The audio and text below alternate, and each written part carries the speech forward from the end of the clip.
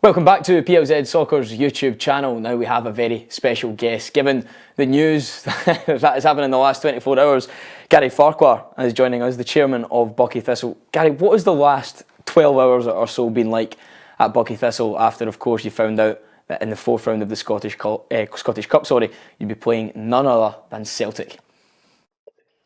I can only describe it as quite an unbelievable experience. Just taking it all in is it's just so hard to take, to believe. It's almost like a dream come true. Can you tell us what this will mean for Buckie Thistle? Can you tell us exactly how this is going to benefit the club, both financially and in other ways as well? Well, obviously, getting through to the fourth round alone reaps its own financial reward in terms of the payment you receive from the SFA for getting to the fourth round of the competition. So that alone is significant for a club like Buckie Thistle, a Highland League football club. So it was fantastic to actually achieve that and get into the fourth round. And then what happens after that is, well, as I already expressed, it's quite unbelievable how the draw came about, that we ended up amongst the last 8 balls in there, along with Rangers and Hibs and Celtic, and Celtic came out, and followed by ourselves, which was just unbelievable.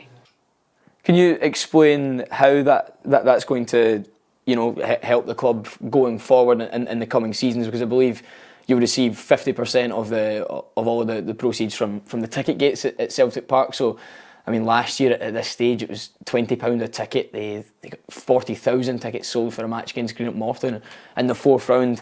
Just based off the very basic maths of that could be nearly £400,000 for the club. What will the club do with that sort of money and that sort of cash that you get simply just from these ticket sales alone? The extra money is going to be a great financial boost for a club this size.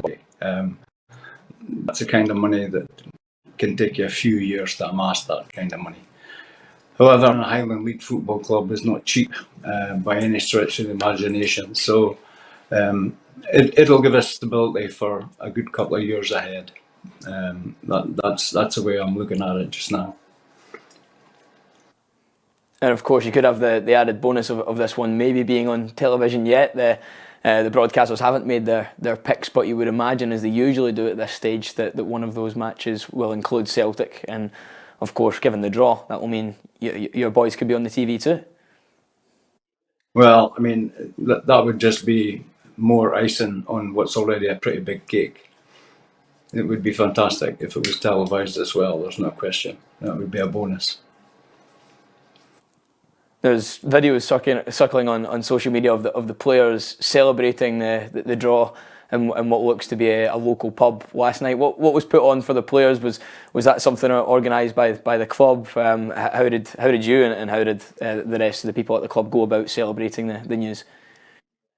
The video that's circulating was that the players had already arranged to make a weekend of it after the Broxburn game. So they were staying overnight in Edinburgh, and obviously they were there yesterday out in the town when the draw was being made.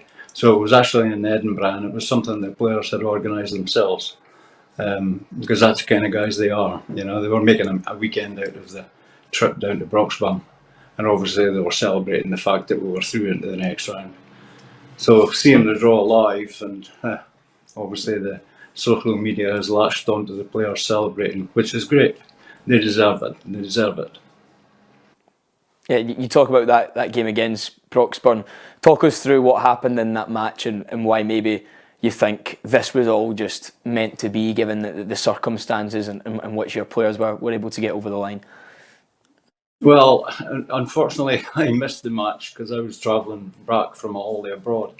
So I only discovered that we were through the fourth round when I was in Schiphol Airport, and my son phoned and gave me a brief match description, and by all accounts it sounded incredible. It was late into regular time that we scored the equaliser. It was late in the extra time being played that we scored another equaliser to come back from behind and force the game to go to penalties.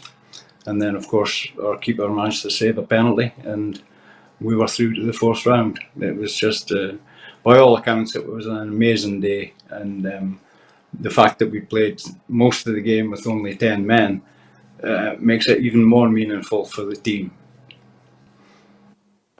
Garry, we've had some magical moments in the Scottish Cup over the years. Last year, Darvel were able to knock out Aberdeen against all of the odds. You'll be massive underdogs for this game at Celtic Park. But is there any sort of belief or confidence within the group that you never know, given the magic of the Scottish Cup, that you could pull off maybe one of the biggest upsets in Scottish football history? It certainly would be one of the biggest upsets in football history, but nothing, the Scottish Cup has thrown up some incredible scores in the past. Garry Thistle have done it in the past, as we know.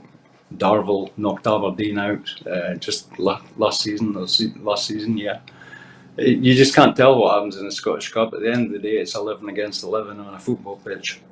We'll go down there with the intent to play as best as we can and put in as good a performance as we can and try and make the whole of the Highland League proud of one of their teams competing with the current cup holders. Garry, thank you very much for joining us on PLZ Soccer, and thanks for giving up your time this afternoon. All the best for the fourth round. Thank you. Thank you very much.